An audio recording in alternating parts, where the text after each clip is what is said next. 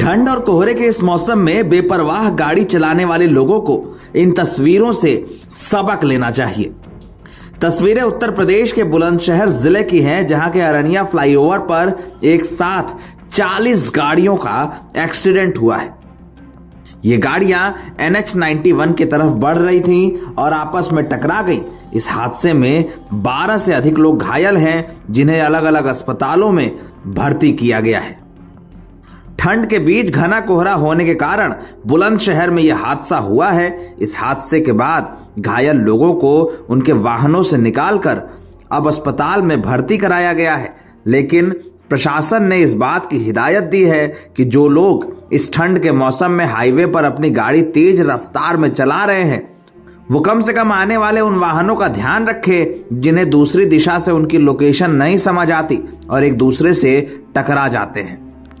जो जानकारी मिली है उसके मुताबिक बुलंदशहर जिले के अरनिया क्षेत्र के दशहरा गांव के पास ये सभी वाहन आपस में टकराए थे। इसकी सूचना मिलने के बाद जिला प्रशासन के अफसरों को मौके पर भेजा गया और फिर एम्बुलेंस के सहारे 1 दर्जन लोगों को अस्पताल में भर्ती कराया गया।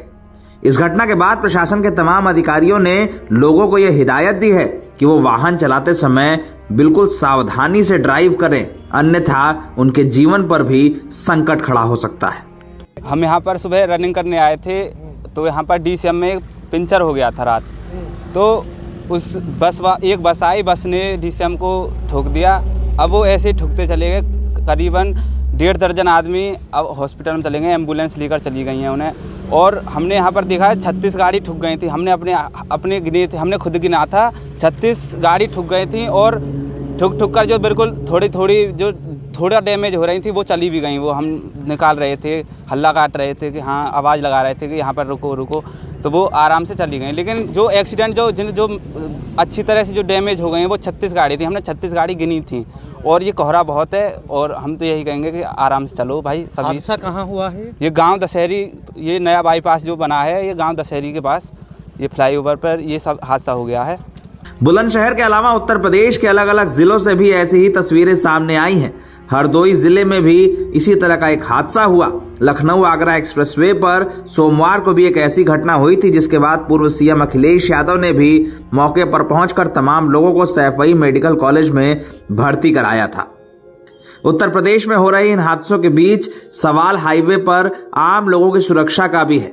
तमाम बार टेक्नोलॉजी की बात कहकर यह कहा जाता है कि अब कोहरे में गाड़ी चलाने में परेशानी नहीं होगी, लेकिन हर साल इस तरह की तस्वीरें सामने आती हैं जब कोहरे के कारण आम लोगों के जीवन पर संकट बनता है। इसके लिए जिम्मेदार दोनों हैं, वो लोग जो तेज रफ्तार में गाड़ी चलाते हैं और वो लोग भी जो करोड़ों रुपए के हाईवे बनाने के बावजूद इस पर सुरक्षा और कोहरे में गाड़ी चलाने के लिए जरूरी मदद का इंतजाम नहीं कर पाते।